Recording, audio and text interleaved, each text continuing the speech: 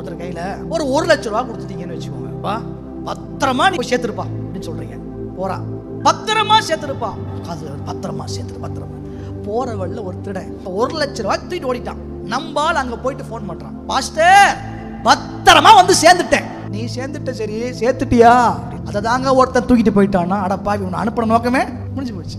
கர்த்தர் அப்படிதான் விசுவாசத்தை உங்க கையில கொடுத்துருக்காரு.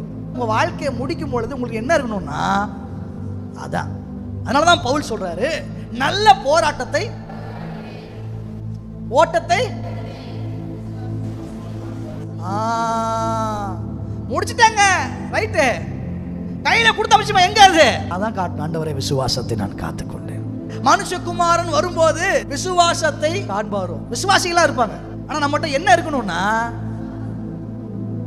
நீங்க என்ன பண்றீங்கன்றதை விட முடிக்கும் போது விசுவாசம் உங்ககிட்ட இருக்குதா?